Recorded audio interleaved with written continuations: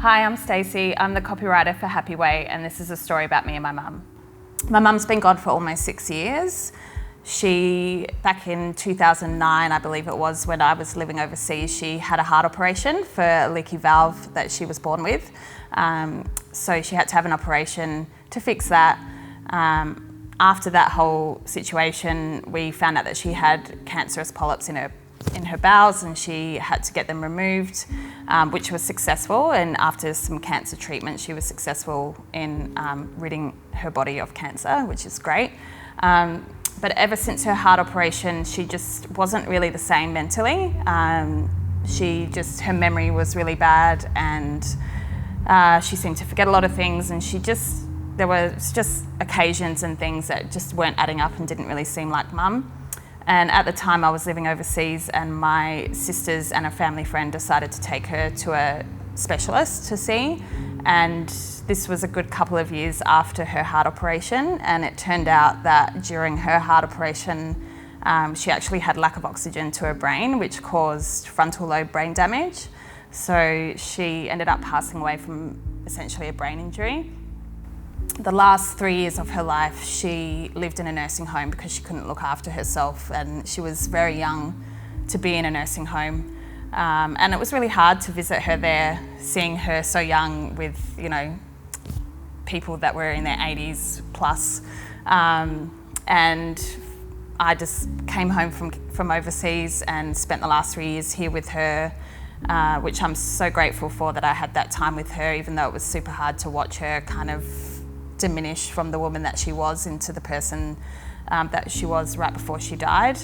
And it was a slow process, and really emotional for us to see. And I can only imagine what it was like for her, but it was essentially a brain injury that she passed away from. So it got to the point where she couldn't speak, she couldn't feed herself, she couldn't do anything. So it was really tough. When mum was around, she was a very hands-on mum. She did everything for her kids and for her grandkids. She lived for her children.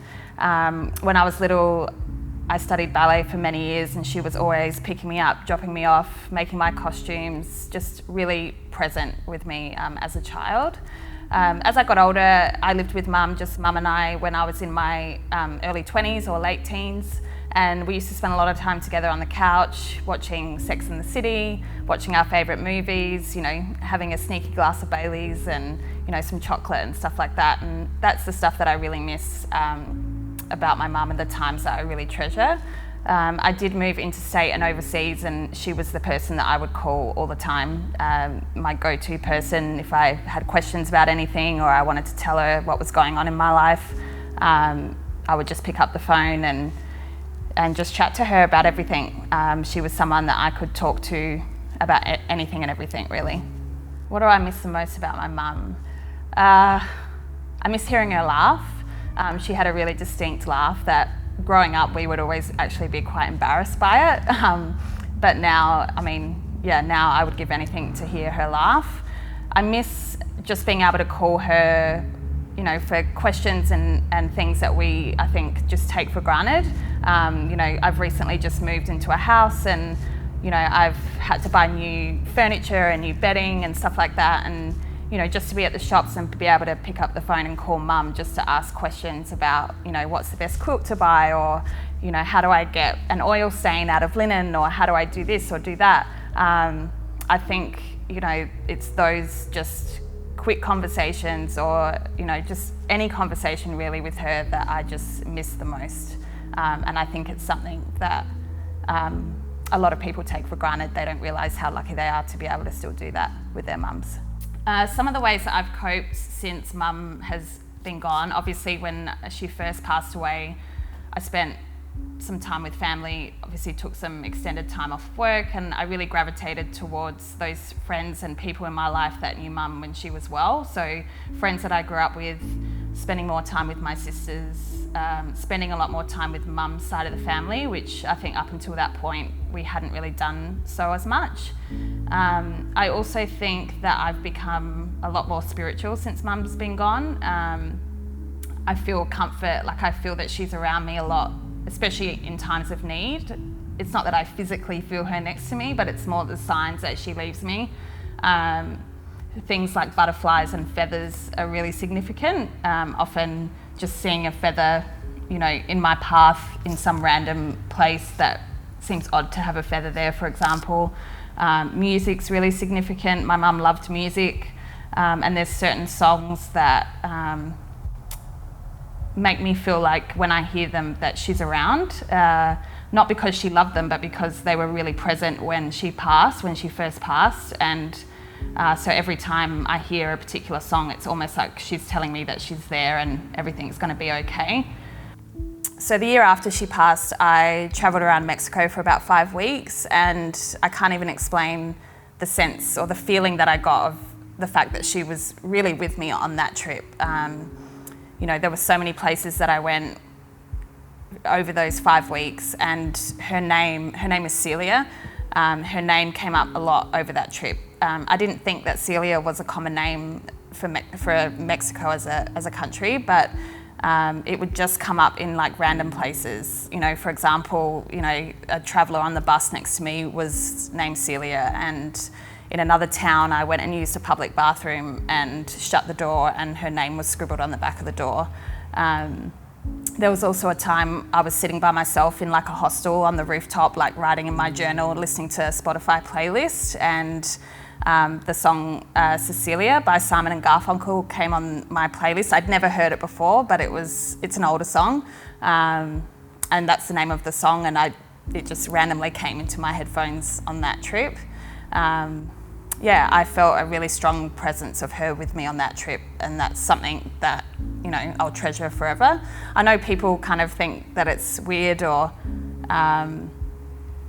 they might not believe in that kind of stuff, and I'm sure that everyone who's lost family or loved ones, they all don't necessarily believe in that stuff. But I think if you are someone that believes in that stuff and that gives you comfort, then hang on to that and hold on to that and treasure those feelings, because that really helped me get through it and still helps me get through it to this day. So I think whatever you find comfort in, and whatever gives you comfort, stick with that.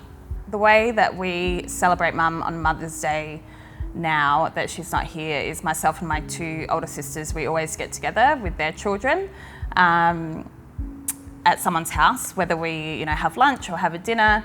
It's really about coming together and celebrating the fact that they're mothers, but celebrate Mum also. This year I think we will be going to my sister's house for dinner.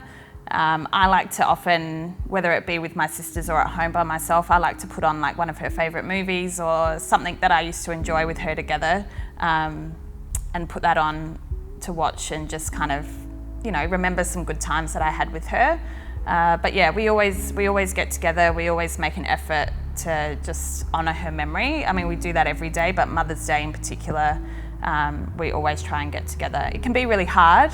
It's especially hard when you walk through shops and you hear advertisements and stuff on the radio where it's all like, spoil your mum this Mother's Day and buy a gift for Mum this Mother's Day. And I think it's really hard for those that have lost their mums to be around that constant, noise and Mother's Day publicity and stuff that you hear on the radio and in shops, because, it reminds you that you don't have your mum here. So, yeah, I think it's just really about being kind to each other. I know it can be really difficult. I also have a best friend of mine who's lost her mother, and I think even the lead up to Mother's Day, knowing that it's coming, you get a sense of, sadness or melancholy, if that's the right word too, as well. Yeah. Some advice that I would give to people that have lost their mums is just to really be kind to yourself. I don't think that there's any time frame where people should say, okay, well, it's been 12 months, you should be over it by now. Everyone has their own method of dealing with grief, and it's different for everybody. And I think, if you have a bad day here and there, or there's something that triggers you an emotion or, an onslaught of emotions, then allow yourself to feel that. I think talking about it with other people is great. I know for myself, being a writer, I like to write, so I write a lot about my feelings and I write them down. It helps me to express myself and to get them out. And I also think for people that are lucky enough to still have their mums is just to really treasure and appreciate the simple things, the fact that you can pick up the phone and have a conversation, or you can go to mum's house and have a meal or cook or something like that. I think that's, from me talking about it with friends and other people, I think that's something that's I've been able to pass on to them, is that I know a lot of people in my life kind of look at their relationships with their mum a little bit differently now, and perhaps value things that they didn't really pay attention to before, which I think is really great. I guess my advice for everyone is to really value their time with their mum. Don't forget to, value and appreciate all the little things. So the conversations, the phone calls, just spending time with mum at home, I think is really important, and don't take any of it for granted. Happy Mother's Day, Mum.